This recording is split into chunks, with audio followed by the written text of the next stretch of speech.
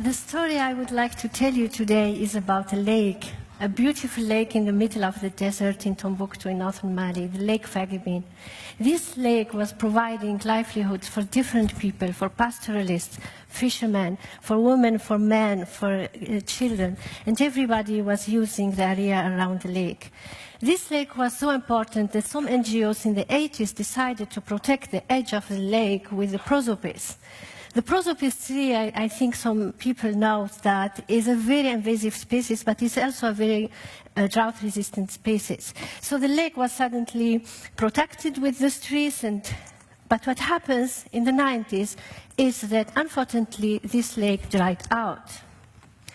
When this lake dried out, people lost their livelihoods. They lost the fishermen, they lost the fish, no agriculture, no pastoralist. And people were struggling how to deal with this change because it was a dramatic environmental change.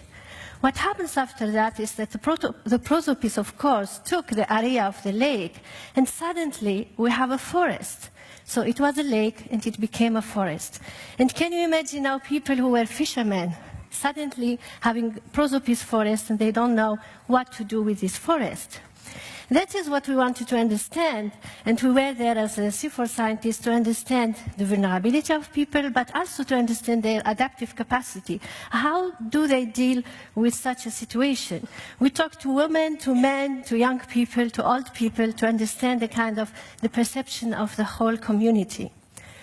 The first thing we found out it was that the strategy of men is different from the strategy of women, because the first thing men did was to migrate here to the mining areas in the southern of the country or in other countries like to Algeria or Mauritania or Libya. This strategy changed the whole structure of the villages, because then suddenly we had communities where we had women, some young men, kids and older people. So the whole social structure of the community changed when this strategy happened, when men migrate. So what we saw when we arrived there, that women had to take over a lot of activities which were in the past done by men.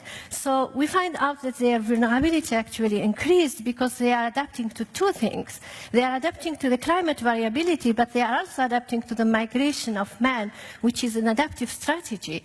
So we also find out that not only women and men are different, but also women were different, because some women couldn't do some strategies because they were culturally restricted in their mobility. They couldn't move to this forest, for instance, to use it.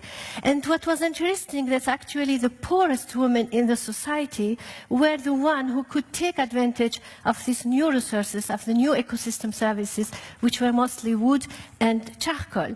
We were not expecting to see that, because when you think on vulnerabilities, you think, oh, the poorest is the most vulnerable. And we were very surprised to find this is not true.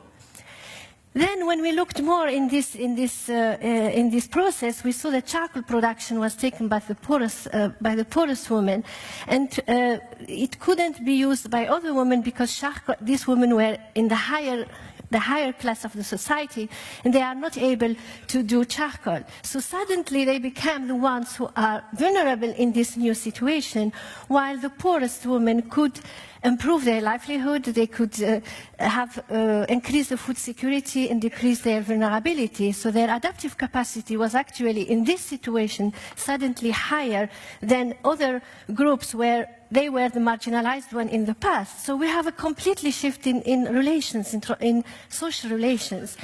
But what we found also is that even though the women, they had these autonomous adaptation strategies, the problem was that there is a lack of knowledge. Those women, they were all pastoralists or they were farmers, and suddenly they have to make charcoal. And we found out that extension services, but also other services were not themselves adapted to the change which happened in the society and in the environment. Also, in terms of market, the market was very far for those women, and they couldn't take advantages of this strategy. Even though they were engaged in producing charcoal, they had to sell it in the market in the village. In terms of land tenure, it was the same problem, because it's interesting, when the lake became a forest, the land tenure also changed, because forest is under the government, while the lake area was managed by communities. So people lost also their access, and suddenly those women were illegal, using charcoal illegal. What I mean here is that when we think in vulnerabilities, we need to unveil a lot of complexity at the local level.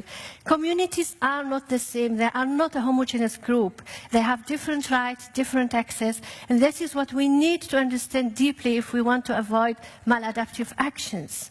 We also need to understand the different roles which are related to different societal status or ethnic groups if we want to avoid to have also maladaptive actions, because we don't understand the pattern of vulnerabilities, which also are very dynamic, as I showed here.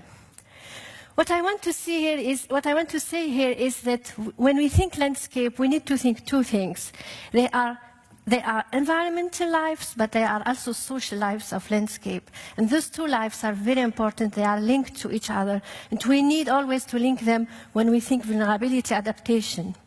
We need also to overcome fragmentation in the knowledge. We need to build bridges between local communities, national stakeholders, between policy, between projects, but also always we need to understand the vulnerability at the local level, because adaptation happens locally.